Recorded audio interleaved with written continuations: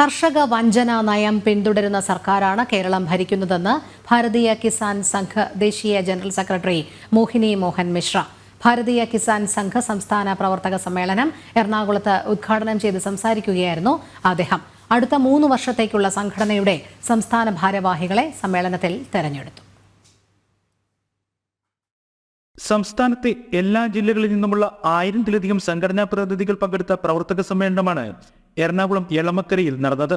സംസ്ഥാന അധ്യക്ഷൻ ഡോക്ടർ അനിൽ വൈദ്യമംഗലം പതാക ഉയർത്തി സമ്മേളനത്തിന് തുടക്കം കുറിച്ചു. ഭാരതീയ കിസാൻ സംഘ് ദേശീയ ജനറൽ സെക്രട്ടറി മോഹിനി മോഹൻ മിശ്ര സമ്മേളനം ഉദ്ഘാടനം ചെയ്തു. സംസ്ഥാന സർക്കാരിന്റെ കർഷക വിരുദ്ധ നയങ്ങളെ അദ്ദേഹം രൂക്ഷമായി വിമർശിച്ചു.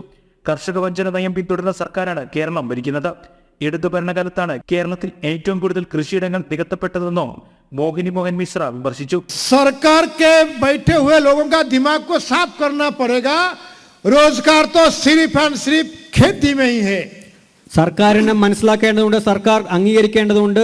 ഇന്നത്തെ തൊഴിലവസരങ്ങൾ കേവലം കൃഷിയിൽ മാത്രമാണ് ലഭ്യമായിട്ടുള്ളത്. कौन करेगा? ആര് ചെയ്യും? किसान परेशान है, കർഷകർ ബുദ്ധിമുട്ടിലാണ്. अपना आवाज उठाने में दिक्कत हो रहा है. നമ്മുടെ ശബ്ദമുയർത്തുന്നതിൽ നമുക്ക് ബുദ്ധിമുട്ടുണ്ടാവുന്നു. പരിസ്ഥിതി സംരക്ഷണം ഉറപ്പാക്കുന്ന കാർഷിക നയത്തിനായി സമ്മേളനത്തിൽ പ്രമേയത്തിലൂടെ സംസ്ഥാന സർക്കാരോട് ആവശ്യപ്പെട്ടു. സംഘടനയുടെ അടുത്ത 3 വർഷത്തേക്കുള്ള സംസ്ഥാന അധ്യക്ഷനായി ഡോക്ടർ അനിൽ വൈദ്യമംഗലത്തെ വീണ്ടും തെരഞ്ഞെടുത്തു.